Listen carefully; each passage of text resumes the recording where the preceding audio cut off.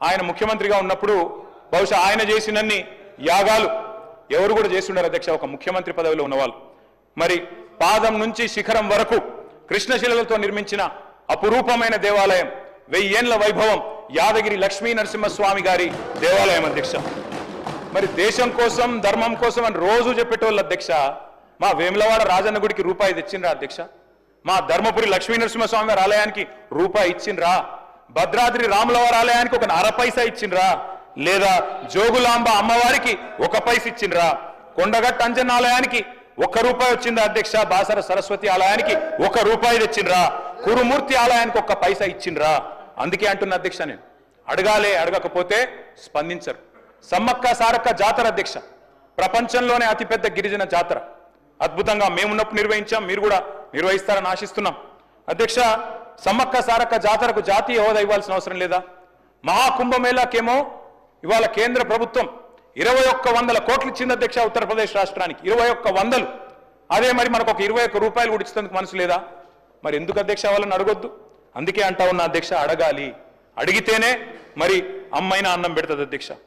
అధ్యక్ష 5 trillion economy అని PM అంటున్నారు, మరి మన సీఎం ఏమో 1 ట్రిలియన్ ఎకానమీ అంటున్నారు. 1 ట్రిలియన్ ఎకానమీ అంటే ఏంటిది అధ్యక్ష? భట్టి గారు కూడా బడ్జెట్ స్పీచ్లో చెప్పినారు, డిప్యూటీ సీఎం గారు.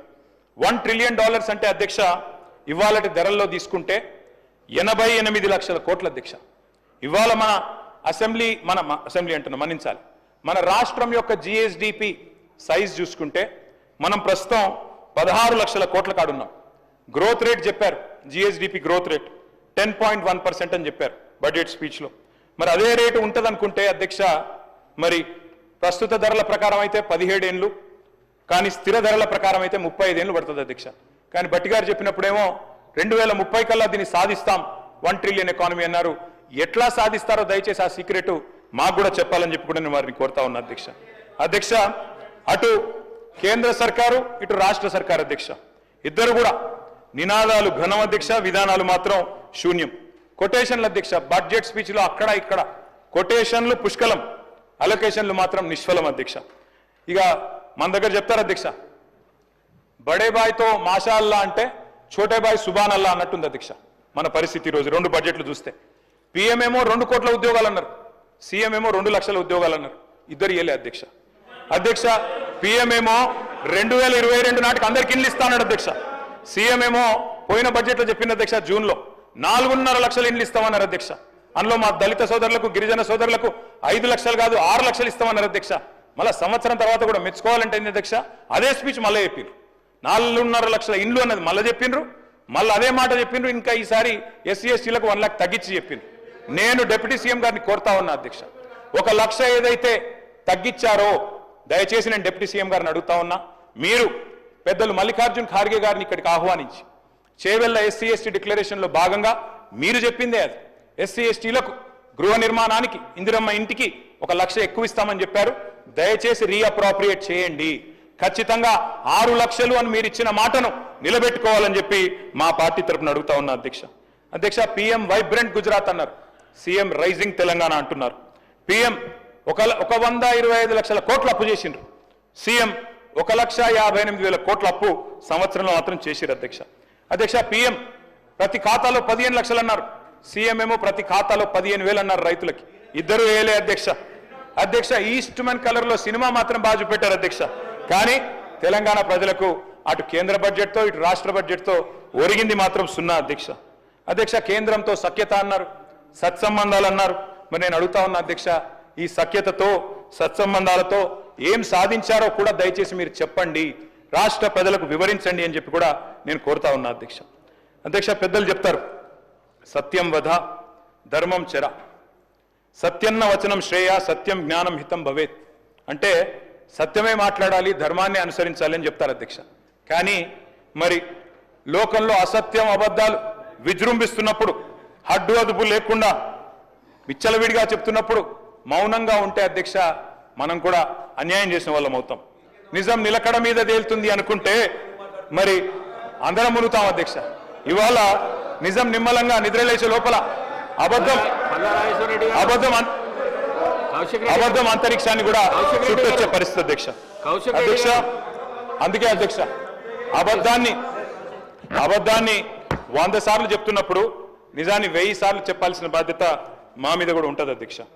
అధ్యక్ష, ఎన్ని రకాల అబద్ధాలు అధ్యక్ష, ఎన్ని రకాల అసత్య ప్రచారాలు చేశారు అధ్యక్ష, ఒక్కసారి గుర్తు చేసుకోండి అధ్యక్ష. మేము ఆనాడు ప్రభుత్వం నుంచి దిగిపోయిన తర్వాత మొదటి వారంలో అధ్యక్ష పేపర్లో వార్తలు, ఏదో ల్యాండ్ క్రూజర్లు కొన్నారు, విజయవాడలో దాచిపెట్టారు.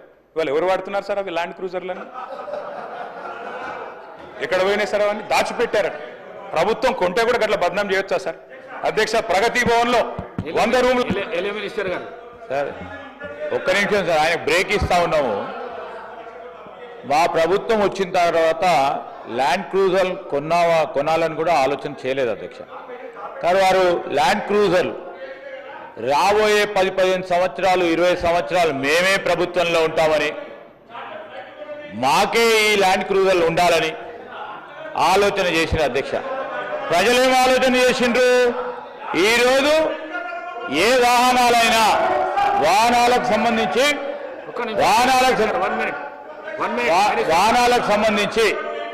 సార్ ప్రజలందరూ మమ్మల్ని కోరిండ్రు ఆ ల్యాండ్ క్రూజర్లో తిరగమని. ప్రజలు కోరిన వరకే తిరుగుతా ఉన్నాం అధ్యక్ష. ఈరోజు ఏది చేసినా ప్రజలకు సంబంధించి వారు ఇచ్చిన తీర్పుతోనే మనం అందరం కూడా ఇక్కడ నడుస్తా ఉన్నాం. అది దృష్టిలో పెట్టుకొని మా కేటీఆర్ గారు మాట్లాడాల్సిందిగా కోరుతా ఉన్నాం. కేటీ రామారావు గారు. స్పీకర్ సార్, నేనేం అనలేదు అధ్యక్ష. తప్పకుండా యువర్ ఎలిజిబుల్ సార్.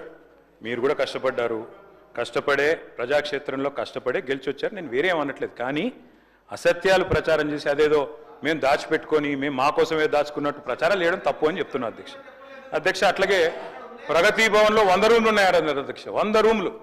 మరి ఇవాళ డిప్యూటీ సీఎం గారు అక్కడ ఉంటున్నారు. ఎన్ని రూమ్లు ఉన్నాయో బట్ అన్నా మీరే చెప్పాలి. ఎందుకంటే 100 రూమ్లను ప్రచారం చేసింది వారే. మేము ఉద్యోగాలు ఇవ్వలేదన్నారు అధ్యక్ష. కానీ మేము ఇచ్చిన ఉద్యోగాలకి ఇవాళ వీళ్ళు పత్రాలు ఇచ్చుకుంటాం, మేము ఉద్యోగాలు ఇవ్వలేదని చెప్పి ప్రచారం చేశారు అధ్యక్ష. అట్లాగే రేషన్ కార్డులు ఇవ్వలేదంటారు అధ్యక్ష. ఎన్నికలకు ముందు ప్రతిపక్షంలో ఉన్నప్పుడు చెప్తే ఒక అర్థం ఉంటుంది అధ్యక్ష. ఇవాళ వారు అధికారంలో ఉన్నారు.